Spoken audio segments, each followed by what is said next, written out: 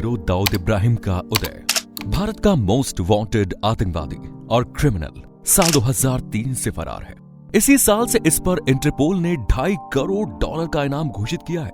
Underworld don के नाम से मशहूर इस क्रिमिनल को ग्लोबल टेररिस्ट भी घोषित किया गया है। अंडरवर्ल्ड की अंधेरी दुनिया में एक से बढ़कर एक क्रिमिनल्स ने सिर उठाया है, लेकिन जो नाम और स्थान इब्राहिम कास्कर के बेटे दाऊद इब्राहिम ने कमाया, उसकी कोई मिसाल नहीं। सवाल ये उठता है कि दुबला पतला सा दिखने वाला यह साधारण सा नौजवान अंडरवर्ल्ड में अपनी पोजीशन पर कैसे पहुंचा और कैसे ये उस पोजीशन के बल पर आज दुनिया के कई हिस्सों में मौजूद अपराध की दुनिया पर रूल कर रहा है। आइए जानते हैं मुंबई अंडरवर्ल्ड के इस डॉन के राइजिंग की कहानी। मुंबई पुलिस की क्राइम ब्रांच में कार्यरत हेड कांस्टेबल इब्राहिम कास्कर मुंबई के नागपाड़ा में डोंगरी के जत गांव में अपनी फैमिली के साथ रहा करते थे। उनके परिवार में उनकी पत्नी अमीना बी के अलावा उनके 12 बच्चे थे। उनकी वाइफ अमीना एक हाउसवाइफ थी।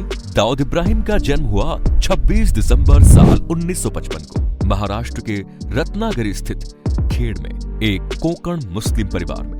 माँ बाप ने सोचा कि दाऊद पढ़ लिख कर एक अच्छा इंसान बन जाएगा, इसीलिए उसे अहमद सेलर स्कूल में भर्ती कराया गया। लेकिन इसका पढ़ाई लिखाई में मन नहीं लगा और इसने बीच में ही स्कूल छोड़ दिया। ये बहुत जल्दी ही पैसे वाला बनना चाहता था। इसी चक्कर में स्कूल छोड़कर चोरी चकारी करने लगे। दाऊद इब्राहिम और उसके भाई एक्सप्लॉयटेशन में रहा करते थे। इतना ही नहीं, ये लोग मोहल्ले में दादागिरी करने के अलावा मोहल्ले के बाहर के एरिया में भी जाकर गर्दा उड़ाने लगे। इन लोगों से कोई भी उलझने की बजाय बचने की कोशिश करता था, क्योंकि सभी जानते थे कि इनका बाप पुलिस में है। 1960-70 के दशक की बात करें तो उस दौर में मुंबई पुलिस भी अंग्रेजों के जमाने की बनाई हुई बिल्डिंगों में काम कर रही थी। पूरी मुंबई में पुलिस स्टेशन की संख्या भी लगभग 35 थी।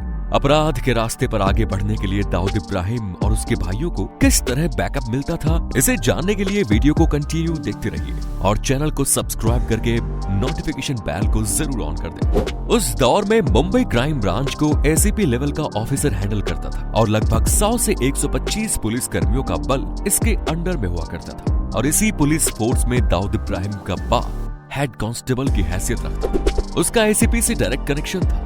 इस बात का पता उसके बच्चों को था, जिसका वो भरपूर फायदा उठाते थे। दिनों दिन उनके हौसले बुलंद होते जा रहे थे। एक्चुअली होता ये था कि इब्राहिम ब्रदर्स बेहतरीन कपड़े पहनकर टिप टॉप स्टाइल में घर से निकलते थे, रोमियो बनकर घूमते थे, आवारा गर्दी करते थे और इधर उधर उछल कूद करने, लड़ाई झगड़ा करने के साथ साथ जब रात होती थी तो लोगों के घरों में हाथ साफ करते थे और माल बनाते थे। जब कभी पकड़े जाते थे तो अपने पिताजी के क्राइम ब्रांच में होने का हवाला देते, पुलिस अफसर पर धौंस जमाते।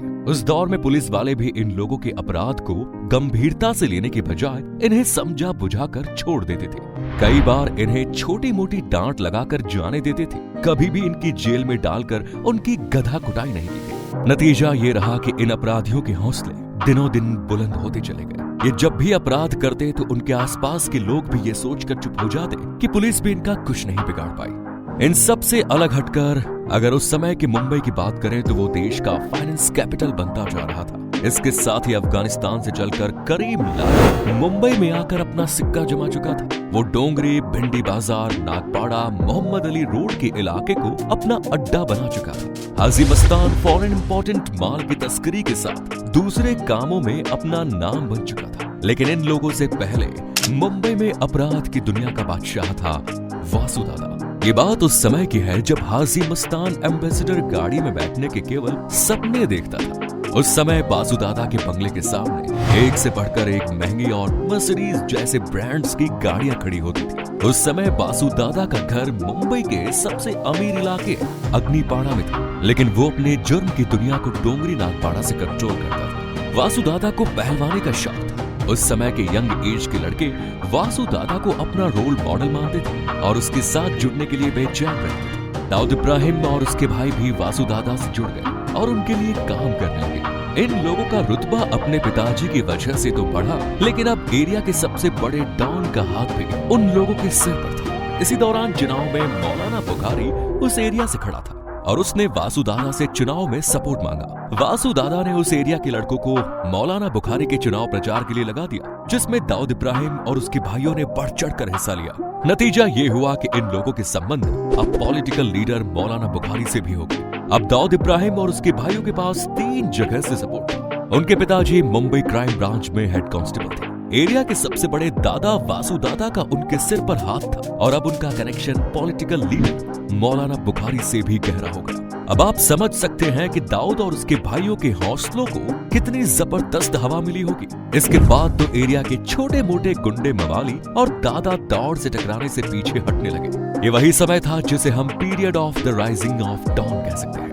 कल तक पुलिस वाले जिन्हें स्टाफ का बच्चा समझकर छोड़ देते थे, अब वो जुर्म की दुनिया में पुलिस वालों का बाप बनने जा रहे थे। 80 का दशक आते आते ये लोग अपराध की दुनिया में अपना सिक्का जमाने लगे। इसी दौरान इस पूरे एटमॉस्फेयर में एसीपी रणवीर लेखा का नाम सामने आया। एसीपी रणवीर गैंगस्टर्स के बीच अपने घुसपैठ बनाते, उनसे संबंध बनाते थे, फिर सभी के राज जानने के बाद दो गैंग को आपस में एक दूसरे से लड़वाने का काम करते। इसका नतीजा ये होता कि लड़ाई में एक गैंग तो खत्म हो जाती और दूसरा जेल चला जाता। कुछ इस तरीके से एसीपी रणवीर का मकसद भी पूरा हो जाता। इसी दौर में पठान गैंग और इब्राहिम ब्रदर्स के बीच भी झगड़ा शुरू हुआ। इसके नतीजे में पठान गैंग जेल चला गया और इब्राहिम ब्रदर्स बेल पर बाहर रह जाते थे। इब्राहिम ब्रदर्स पर केस की संख्या बढ़ती जा रही थी। इसकी वजह से उनके टेरर का मॉड्यूल भी डेवलप होता जा रहा था। एक समय वो भी आया जब एक बैंक रॉबरी में इब्राहिम ब्रदर्स ने हाथ साफ किया, लेकिन जब पकड़े गए तो पुलिस डिपार्टमेंट में उनके पिताजी की इज्जत की धज्जियां उड़ गई। बताया जाता है कि इस दौरान इब्राहिम कास्कर को इतना गुस्सा आया कि वो दाऊद इब्राहिम को सबके सामने बेल्ट से पीटते हुए थाने लेकर गए। अब उनको ये रियलाइज हुआ कि उन्होंने अपने बच्चों के पैरों में पहले ही बेड़ियां डाली होती तो आज उन्हें ये दिन नहीं देखना पड़ता। फाइनली उन्होंने डिसाइड किया कि वो अपने बच्चों को सुधारने के लिए हाजी मस्तान के पास भेजेंगे। हाजी मस्तान उस समय तक भारत का सबसे बड़ा स्मगलर बन चुका था, जो सोने चांदी की स्मगलिंग भी करता था। देश के आधे से ज्यादा सर्राफा मार्केट में इसके द्वारा स्मगल किया हुआ सोना चांदी इस्तेमाल में लाया जाता। आगे चलकर खालिद पहलवान और वासु दादा में झगड़ा हो गया। इब्राहिम ब्रदर्स ने वासु दादा का साथ देने के बजाय खालिद पहलवान के साथ खड़ा रहना ज्यादा सही समझा, क्योंकि इन लोगों को खालिद पहलवान का पालन ज्यादा भारी लगा। आगे चलकर साल 1975 में पूरे देश में इमरजेंसी लागू हो गई। इमरजेंसी खत्म होने के बाद जयप्रकाश नारायण ने हाजी मस्तान से स्मगलिंग का धंधा छोड़ देने के लिए कहा। हाजी मस्तान ने इस काम को छोड़ा। अब समंदर के रास्ते स्मगलिंग का पूरा मैदान खाली था। यह घटना साल 1978 की। इस समय तक इब्राहिम ब्रदर्स और खालिद पहलवान ने समुद्र के रास्ते होने वाले स्मगलिंग के धंधे पर अपना कब्जा जमा लिया, लेकिन वासु दादा भी चुप नहीं बैठने वाला था। किसी बात को लेकर वो दाऊद के बाप इब्राहिम कास्कर से उलझ बैठा और उसने उनका अपमान कर दिया। अपने बाप के अपमान का बदला लेने के लिए दाऊद इब्राहिम और उसके भाइयों ने वासु दादा के घर धावा बोला। सोडा बॉटल और दूसरी चीजों से इन लोगों ने वासु दादा को इतना पीटा कि उसकी मौत ही हो गई। वासु दादा के मरने के बाद दाऊद इब्राहिम का कद और भी ज्यादा बढ़ा। इस लाइन में उनका एक कॉम्पिटिटर कम हो गया।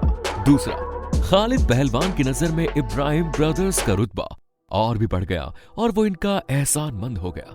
इब्राहिम ब्रदर्स के क्राइम वर्ल्ड की सबसे बड़ी दल खालिद पहलवान बना।